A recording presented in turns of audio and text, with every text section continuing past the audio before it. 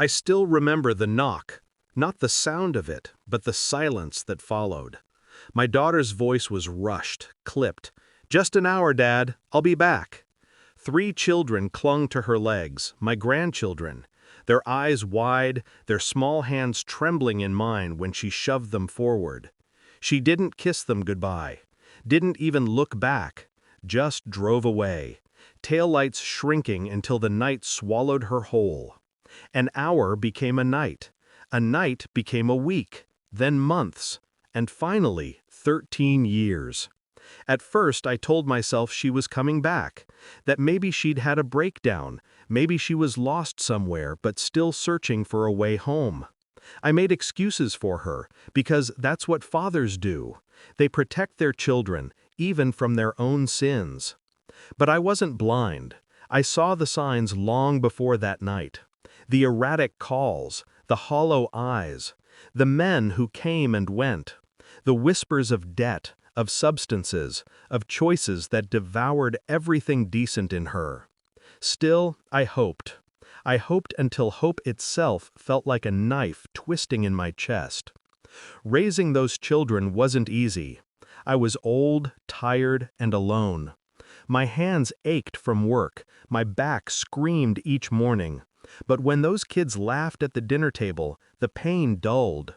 They became my second chance at fatherhood, a chance to right the mistakes I made with her. And they thrived. They grew strong, smart, compassionate. They carried none of her selfishness, none of her chaos. They became mine, not by blood, but by sacrifice.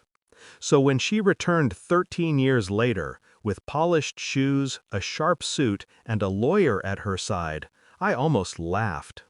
Kidnapping, she called it.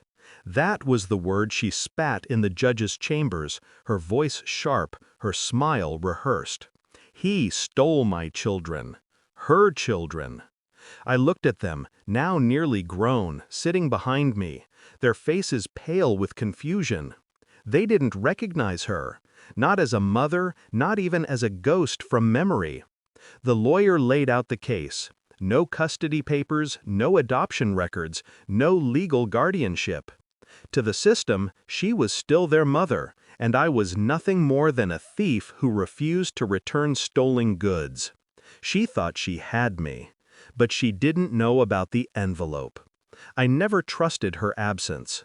So the night she left, I wrote everything down. Dates, times, circumstances.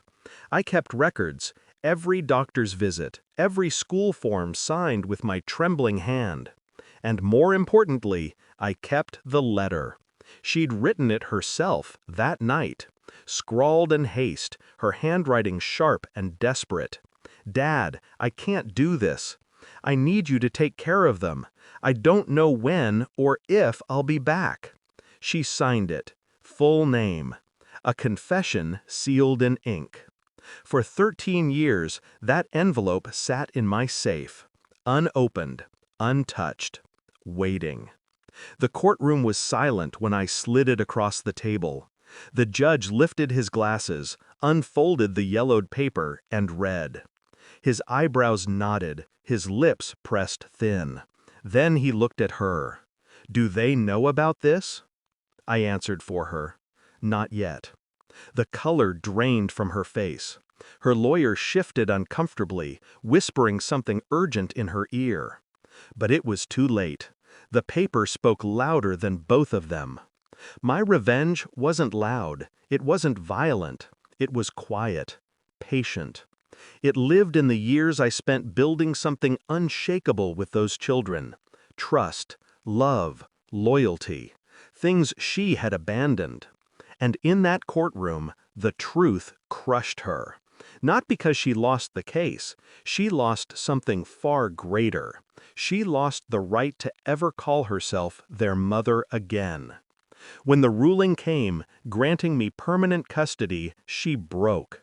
Tears streaked her carefully painted face, her shoulders collapsed, and for the first time, she saw what I had always known. She had left them. Not me, not the court. Them. Afterward, outside the courthouse, she tried one last plea. "Dad, please, I just want a chance." I looked at her, the daughter I once carried on my shoulders, the little girl I taught to ride a bike, the woman who had destroyed herself piece by piece. "You had your chance," I said. 13 years of it. She reached out, but I stepped back. The kids were waiting for me in the car, their faces pressed to the glass. They weren't waiting for her. They never would again. That night, at home, I opened the safe. For the first time, I let the kids read the letter. They sat in silence, eyes scanning the words, hands tightening on the paper. The oldest, barely a child anymore, looked up at me. "So she really left us?"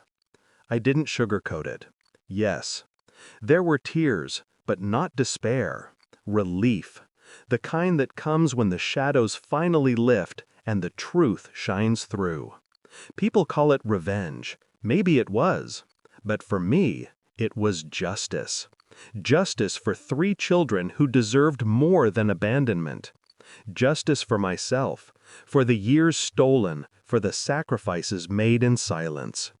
And as I watched them sleeping that night, safe, loved, unbroken, I felt no anger left, no bitterness,